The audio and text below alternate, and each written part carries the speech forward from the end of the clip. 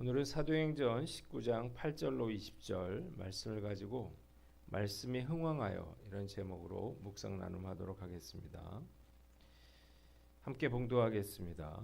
바울이 회당에 들어가 석 달 동안 담대히 하나님 나라에 관하여 강론하며 권면하되 어떤 사람들은 마음이 굳어 순종하지 않고 무리 앞에서 이 도를 비방하거늘 바울이 그들을 떠나 제자들을 따로 세우고 도란노 서원에서 날마다 강론하니라.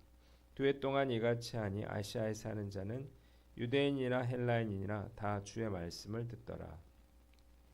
하나님이 바울의 손으로 놀라운 능력을 행하게 하시니 심지어 사람들이 바울의 몸에서 손수건이나 앞치마를 가져다가 병든 사람에게 얹으면 그 병이 떠나고 악귀도 나가더라. 이에 돌아다니며 마술하는 어떤 유대인들이 시험삼아 악귀 들린 자들에게 주 예수의 이름을 불러 말하되 내가 바울이 전파하는 예수를 의지하여 너희에게 명하노라 하더라. 유대의 한 제사장 스게와의 7 아들도 이 일을 행하더니 악귀가 대답하여 이르되 내가 예수도 알고 바울도 알거니와 너희는 누구냐 하며 악귀 들린 사람이 그들에게 뛰어올라 눌러 이기니 그들이 상하여 벗은 몸으로 그 집에서 도망하는지라. 에베소에 사는 유대인과 헬라인들이 다 이 일을 알고 두려워하며 주 예수의 이름을 높이고 믿은 사람들이 많이 와서 자복하여 행한 일을 알리며 또 마술을 행하던 많은 사람이 그 책을 모아 가지고 와서 모든 사람 앞에서 불사르니 그 책값을 계산한즉 은 5만이나 되더라. 이와 같이 주의 말씀에 힘이 있어 흥왕하여 세력을 얻으니라. 아멘. 먼저 8절로 10절 말씀인데 9절을 봅니다. 바울이 제자들을 따로 세우고 도란노 서원에서 날마다 강론하니라 그랬습니다. 바울은 회당에서 석 달 동안 하나님의 나라의 일을 강론하고 가르쳤습니다. 그러나 일부 유대인들은 이 복음을 받아들이지 않았을 뿐만 아니라 비방을 일삼았어요. 그래서 바울 일행들은 제자들을 따로 데리고 나가서 도란노 소원이라고 하는 곳에서 말씀을 가르쳤습니다. 이곳에서 바울은 2년 동안 제자들을 훈련시켰는데 유대 사람이나 그리스 사람이나 모두 배울 기회를 갖게 되었습니다. 자, 본문은 제자 훈련에 적용할 수 있는 몇 가지 원리들이 있습니다. 첫째로 이 제자 훈련은 자원하는 사람들을 대상으로 했다는 거예요. 자, 이 도란노 소원에는 그를 반대하거나 의심하거나 충성되지 못한 자는 제외됐겠죠. 충성스러운 자들을 따로 선발해서 제자훈련을 실시했다는 거예요. 제자훈련의 핵심은 이렇게 자원하는 자들과 함께 시작하는 것입니다. 두 번째, 제자훈련은 소수 정예 훈련이라는 거예요. 바울은 에베소의 모든 교인을 대상으로 제자훈련하지 않았습니다. 그 소수의 사람들을 따로 떼내서 도란노 서원에서 훈련시켰습니다. 자, 모든 사람이 세상을 변화시키는 게 아니고요. 소수라도 구별되고 헌신된 사람이 세상을 변화시키는 것입니다.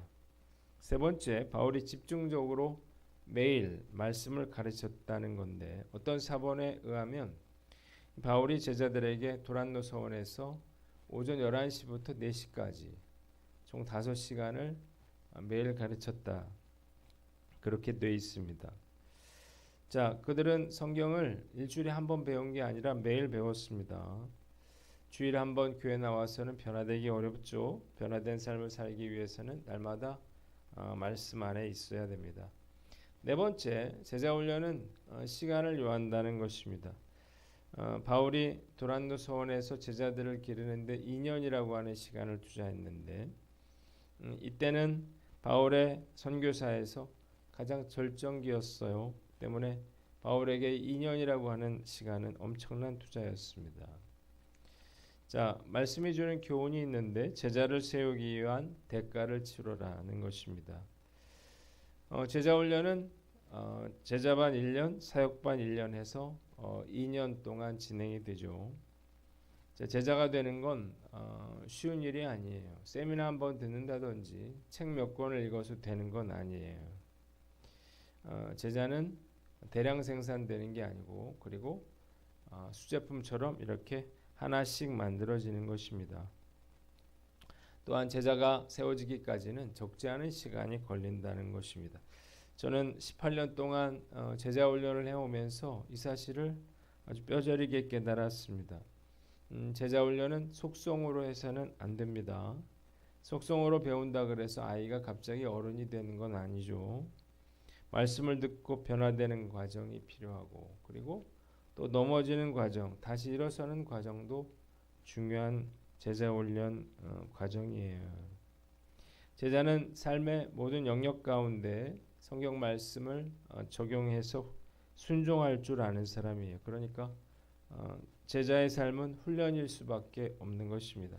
제자라고 하는 말은 disciple이고 또 훈련이라고 하는 말은 discipline인데 같은 어원이죠.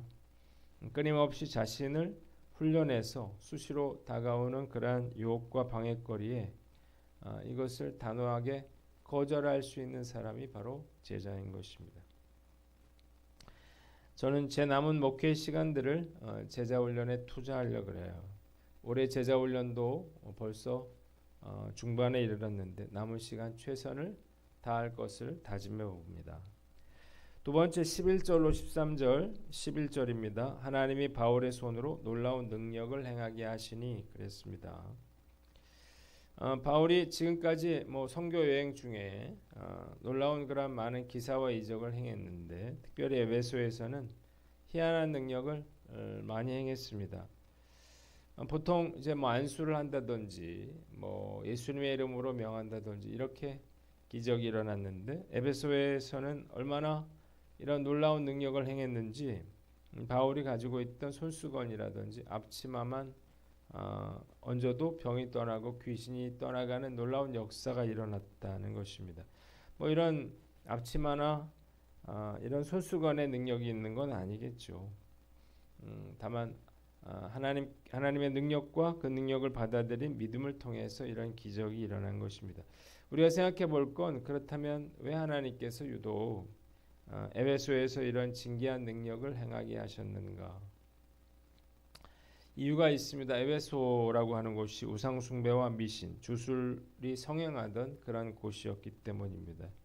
많은 사람들이 이에 유혹됐죠. 그래서 하나님이 바울로 하여금 이런 진귀한 능력을 행하게 하심으로 많은 사람들이 그 바울이 전하는 도를 따를 수 있도록 하셨던 거예요. 마술과 미신의 본거지인 에베소의 사람들에게 오직 당신만이 참 신임을 나타내고자 하시는 것이었습니다. 한번 따라해 봅시다. 성령의 능력을 사모하라. 자, 교회가 성장하면서 돈도 가지게 되고 권력도 가지게 되면서 교회가 성장했는데요. 그러나 가장 중요한 성령의 능력은 잃어가고 있지 않나 그런 생각을 해봅니다. 오늘날 교회는 다시 한번 성령의 능력을 사모해야 합니다. 자, 그러기 위해서는 우리가 말씀과 기도로 충만한 그런 사람이 되어야 할 것입니다. 초신자라도요, 우리가 성령의 그러한 역사, 하나님의 임재하심을 실제로 경험할 수 있다면 이전과는 차원이 다른 그러한 삶을 살아갈 수 있을 것입니다. 그 어느 때보다 저에게 성령의 은사를 부어주시기를 학수고대하고 있습니다. 간절한 마음으로 성령의 능력을 구하는 기도를 올려드림으로 온 교회가 성령으로 충만한 저와 여러분들 되시기를 주님의 이름으로 축원합니다. 마지막으로 14절로 16절인데 15절을 봅니다. 악귀가 이르되 내가 예수도 알고 바울도 알거니와 너희는 누구냐 그랬어요. 에베소에는 마수라는 그런 유대인들이 있었는데 그들은 바울이 희한한 능력을 행하는 것을 보고 그들도 바울처럼 예수의 이름으로 귀신을 내쫓으려고 했습니다.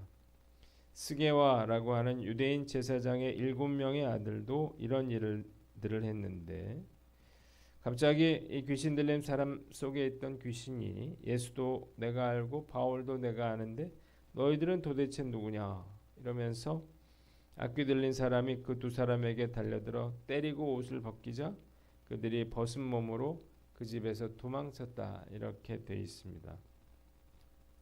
자, 그렇다면 이 스게와의 아들들이 바울처럼 예수님의 이름으로 이런 귀신을 쫓아내지 못한 이유가 뭐냐? 첫째로 이 스게와의 아들들이 예수를 믿지 않았기 때문이에요.